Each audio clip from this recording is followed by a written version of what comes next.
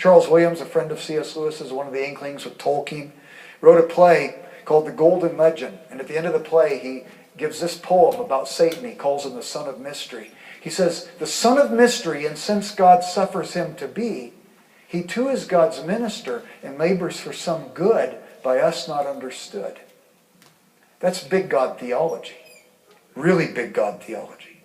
Lewis puts it this way in his Latin letters. He clarifies it a little bit better than Williams. He says, Satan is without doubt nothing more than a hammer in the hand of a benevolent and severe God. For all, either willingly or unwillingly, do the will of God. Judas and Satan as tools or instruments. John and Peter as sons. Of course, it makes a great deal of difference to us if we're functioning as mere tools or instruments to accomplish God's will, or as daughters and sons to do his will. I think this is significant.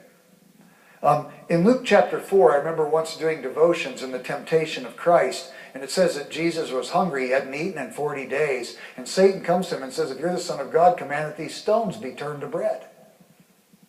I thought to myself, why didn't Jesus just turn Satan into a loaf of bread at that moment? It would have uncomplicated some things for us, you see.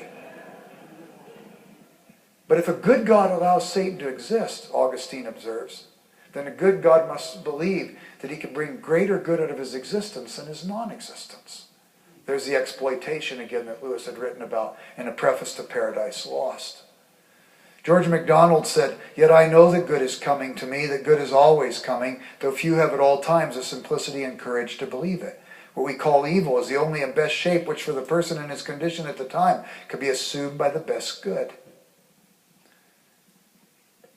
In conclusion, looking at Lewis's views of hell, Lewis writes, in the long run, the answer to all of those who object to the doctrine of hell is itself a question. What are you asking God to do?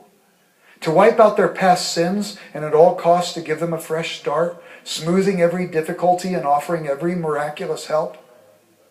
But God has done so on Calvary. To forgive them? They will not be forgiven. To leave them alone? Alas, I'm afraid that's what he does. It's insightful. It's tragic. It's absolutely tragic. The fact of any soul, not just in hell, but any soul in this life who is not open and responsive to God, is a tragedy. Perceptively, Lewis also wrote, I believe that if 1,000,000 chances were likely to do good, they would be given. And he also says, it is not a question of God sending us to hell. In each of us there is something growing up which will be hell, unless it has been nipped in the bud. The matter is serious. Let us put ourselves in his hands at once, this very day, this very hour. And lastly, Lewis observes that the mark of hell is the ruthless, sleepless, unsmiling concentration upon self. He writes this in the preface to the Screwtape Letters. This is the thread upon which all the letters in Screwtape Letters are strung. If Screwtape has his way with us, we will become self-referential and utilitarian in our demeanor. We will become incorrigible. We will have rationalized our bad behavior. If God has his way with us, we will become self-aware and empathetic. That is, we will become more like Christ. And now, what I would like to do in our next lectures is to move to 3 major themes that keep appearing throughout the letters.